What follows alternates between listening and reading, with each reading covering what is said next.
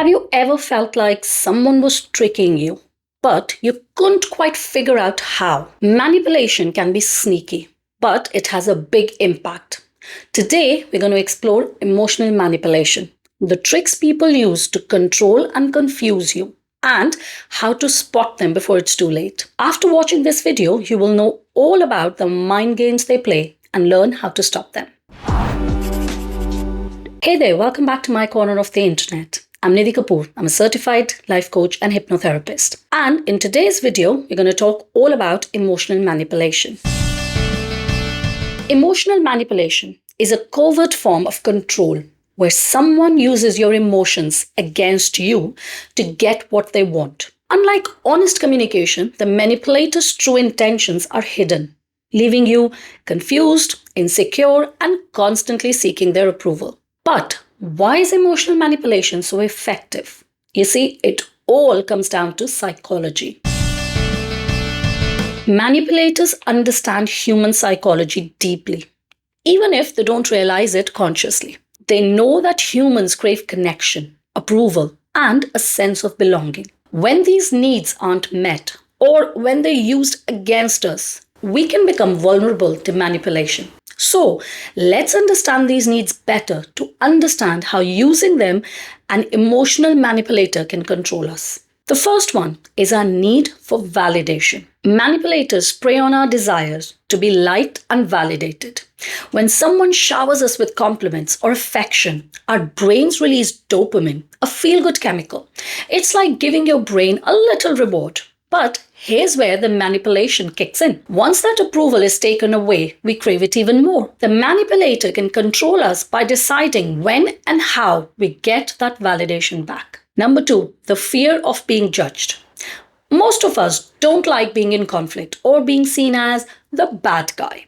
Manipulators use this against us by making us feel like standing up for ourselves would make us selfish, mean, or unreasonable. This taps into a deep-seated fear of rejection or being judged, forcing us to bend to their will just to avoid tension. You see, these psychological factors create a perfect storm for manipulation, leaving you emotionally vulnerable and easily controlled. Let's now look at how manipulators actually use these psychological tactics in real life.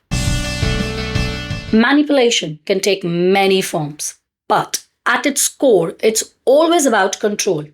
Here are some of the most common tactics emotional manipulators use and what they might say to you in different situations. The first one is gaslighting.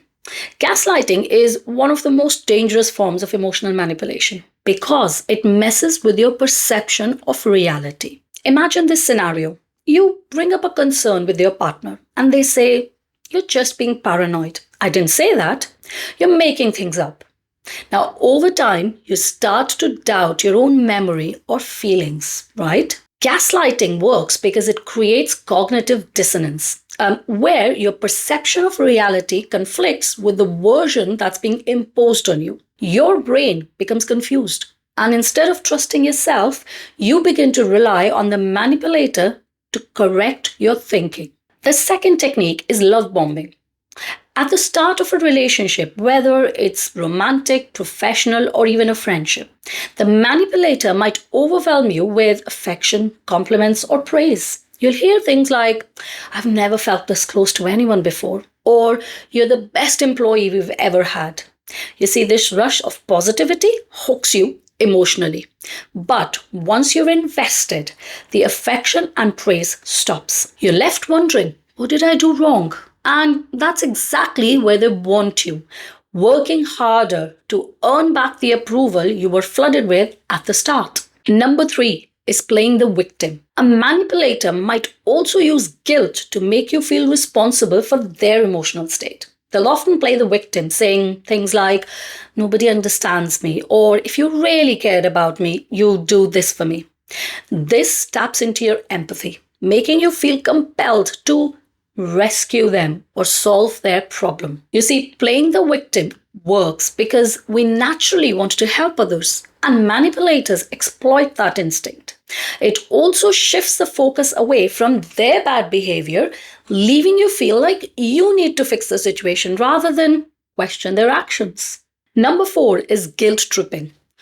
Similar to playing the victim, guilt tripping is designed to make you feel like you owe the manipulator something. They'll say things like, after all I've done for you, you can't even do this one thing. Or, if you loved me, you'd do this. It's a form of emotional blackmail. Number 5, weaponized compliments. On the surface, these compliments seem harmless, but when a manipulator uses compliments as a tool, they're rarely genuine. Imagine a boss saying, "You're so reliable. I know I can always count on you to stay late and get the job done." At first, you feel appreciated, but over time, you realize you're just being used. Manipulators rely on intermittent reinforcement. Similarly to how slot machines work, sometimes they praise you, sometimes they criticize you. This keeps you chasing that validation, much like a gambler who keeps pulling the lever hoping for a win. Let's imagine a work scenario. You have a coworker who always seems to need your help, but every time you assist them, they take credit for the work. When you mention this, they play the victim, saying, "I've just been so stressed. I didn't mean to take credit. I thought we were a team." Now, instead of addressing their manipulation, you feel guilty for calling them out. Or perhaps think of a romantic relationship. Your partner might start off by making you feel like you're the center of their world. But over time, they begin withdrawing the affection, claiming that "you're just too needy" or "you're making me feel smothered." This leaves you questioning your behavior, even though it's their withdrawal that caused the shift. So now, knowing what we know, the question really is, how do you protect yourself from these tactics? Here are some effective ways. Number 1, trust your gut. If something feels off, guess what? It probably is. Manipulators rely on making you second guess your instincts. The next time you feel uneasy about someone's behavior, don't just brush it off. Take a moment to reflect on why you feel that way. Number 2, set boundaries and stick to them. Manipulators hate boundaries because boundaries equal limits on their control. Learn to say no when you feel uncomfortable. And don't apologize for putting yourself first. Number 3, reaffirm your reality. You see, manipulators will always try to bend your perception of reality. But remember, your feelings are valid. Surround yourself with people who support your perspective and can help you reaffirm your reality when you feel a bit uncertain. Remember, emotional manipulation can leave you doubting your own feelings, questioning your self-worth, and feeling trapped in a web of confusion. But now you have the tools to spot the signs, understand the psychological tactics at play, and protect yourself from falling into the trap. If this video helped shed some light on emotional manipulation, please give it a thumbs up and share it with someone who might need this information too. And don't forget to subscribe for more in-depth discussion on emotional health and personal growth. That's it for this one. I'll see you in the next video. Till then, take care.